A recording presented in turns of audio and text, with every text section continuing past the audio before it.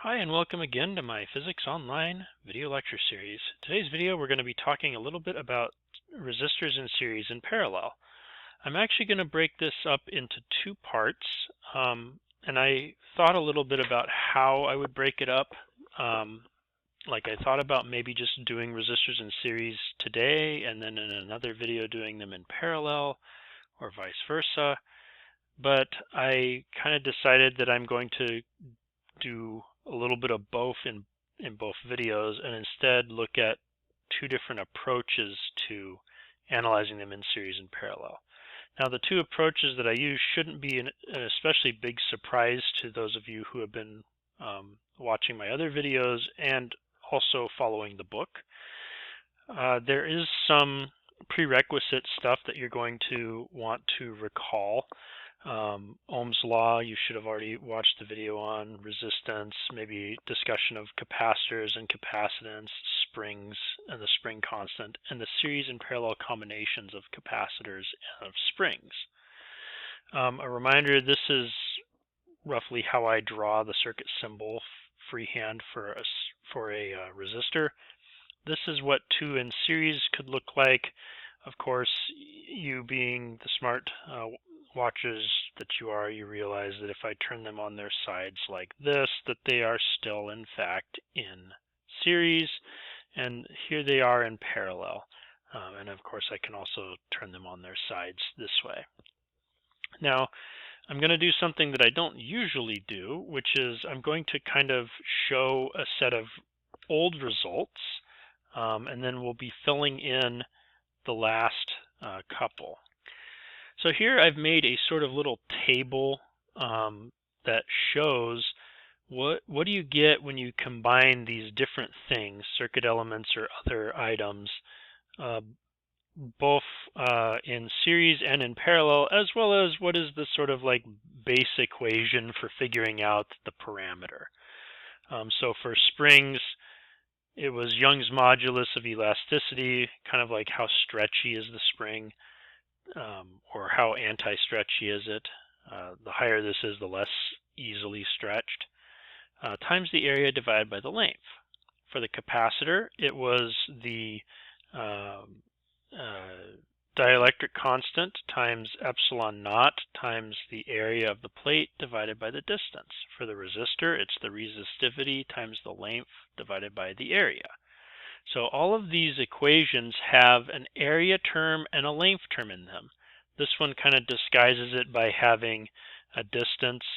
You could substitute a length term in here if you'd like, L being basically the same thing as the distance between the two plates. So if you want to parenthetically write in something like D is the same thing as L, you could. The point being that you have an area over a length times some material property constant. Constant meaning it's constant for the given material that you're using. Okay, well, with both the spring and the capacitor, the end result was that if you put them in series, then the reciprocal of the equivalent constant or capacitance was the sum of the reciprocals of the spring force constants or individual capacitances. And when placed in parallel, the sum of the spring force constants equaled the equivalent, and for the capacitance equaled the sum of the capacitances. Now with the capacitor, there's a couple ways that we could approach getting this, but that's for another video. The one that I want to highlight today is that we're basically looking in all cases at this ratio right here, A over L, A over D, or A over L, and then over here, L over A. And what we're doing is we're asking for each combination, how are these two parameters affected? Okay. A series of springs, what did that do? Well, it basically meant that you took two springs and you put them one right after the other. So a series of springs might look kind of like this on a drawing. And if this right here is one spring and it has length L or L0, and this is the next spring and it also has the length L or L0, then putting two of them end to end means that I have 2 times as much length. I've doubled the length. I've doubled the parameter down here. So I would expect the spring constant to be half as much. And if I put 3 of them, it'd be a third as much, and so on. Similarly, if I put 2 of these in parallel with each other, then I have one here, I've got one here. This one has an area A, this one has an area A. And so this is double the total area. I accidentally seem to have drawn them in the wrong place, however. So double the area we expect to mean double the spring constant. Triple the area should be triple the spring constant. And if the areas are not equal, by the way, it's like just adding a bunch of area terms, so we should just add a bunch of spring constant terms. Okay, so that was the rationale, the geometric rationale. And the same thing works with capacitors. If we put 2 capacitors in series, you're kind of like lengthening the effective distance between the plates. And so that means you're going to reduce the capacitance correspondingly. And so you got this reciprocal sum. For the parallel case, putting them in parallel is sort of like having the plate areas adding up. So I've got a pair of plates here, and now I've got a pair of plates here, I've got a pair of plates here. You just kind of add these areas of these plates together, and you've got a total area. And so you should expect a larger capacitance as a result. Now we can use the same general logic here for resistors. If I come back here and I put 2 in series, this one has some length, this one has some length. I've basically added more length. So what I expect to have happen here is for the resistance to now look like, or the equivalent resistance to now look like the first one plus the second one. And if I have a third one, then I should add the third one, and a fourth one, and a fifth one, and so on. Shorthand notation for this would be to say that R equivalent is the sum of all the individual resistances. I'm using J as an index for the sum. So J equals 1, 2, 3, etc. Likewise, if I put them in parallel, then I'm basically making this area larger. Larger area means smaller resistance. I expect, for example, if I double them, to end up with half as much resistance if I have 2 identicals.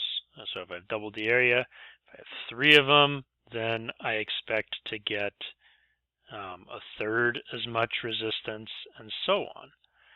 And so I end up with this sum of the reciprocals.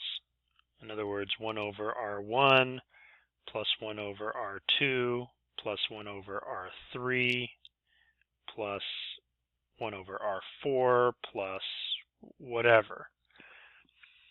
Okay? So that's the basics of how these things add in series and parallel. The resistor kind of does the opposite of what the spring and the capacitor do, but it's because the area term and the length term are on opposite sides of that division sign from what they are for the other 2 terms. So now let's do a couple simple examples. All right, so I basically have a set of 3 resistors that are in series with each other, and 20 ohms, 30 ohms, 50 ohms, and I want to find what the equivalent resistance is. So since they're in series, I'll write series next to it. The equivalent should be R1 plus R2 plus R3. And so that is 20 ohms plus 30 ohms plus 50 ohms. And so my equivalent resistance, 20 plus 30 is 50, plus another 50 is 100.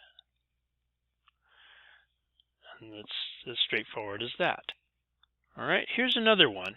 We want to determine the equivalent resistance for now this circuit right here.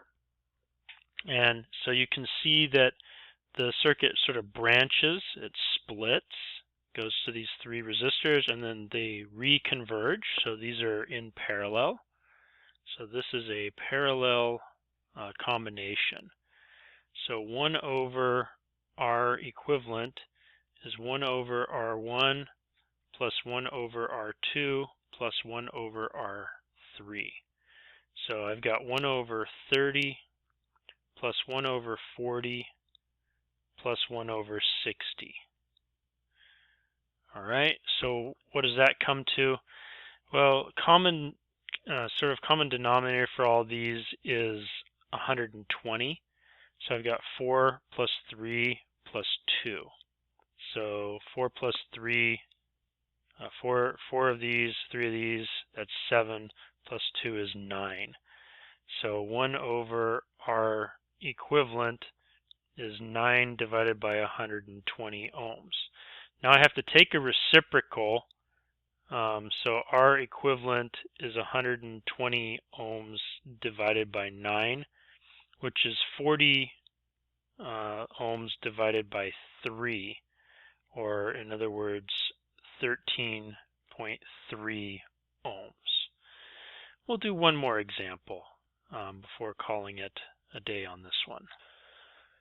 All right, so determine the equivalent resistance for this circuit. Now, those of you who are watching, you should be looking at this circuit and trying to decide whether this is a series combination or a parallel combination. Now, it's kind of weirdly drawn because here we have a parallel combination and they're all side by side like this. And here we have a series combination where they're all drawn in a line like this. If we look at this one, they look like they're side by side, but because there's no wires actually joining these sort of open ends, this is actually a series combination. There's no chance for the current to ever split between, say, going this way versus going that way. The current basically has to follow, zigzagging as it does, each piece in turn, each piece in series, in other words. And so this is a series combination. So my equivalent resistance is just the simple sum R1 plus R2 plus R3. Okay, so that is 12 plus 18 plus 15. So that gives me an equivalent resistance of 45 ohms. All right, so that I think is it for today's video. I've given 3 very brief examples as well as a sort of geometric way of getting to these equations. Again, the take home to understand what I've done here is look at how the combination affects the area and look at how it affects the length. And if the term that's in the numerator is the one that is being increased, then do a simple sum, and that's your equivalent. If it's the one in the denominator, then do a reciprocal is equal to the reciprocal of the sums. And again, it's easiest to see this if you consider 2 or 3 or whatever identical elements. So 3 identical resistors, if you put them in series, then you are tripling the length, and so you expect to get 3 times as much resistance. If you put them in parallel, then you're tripling the area, so you expect to get 1/3 as much. And so that fits with what we've done here and what we've done here. In the next video, I'm going to explain how a second way to get the same result. And so I guess I'll see you in that video. So thanks for watching.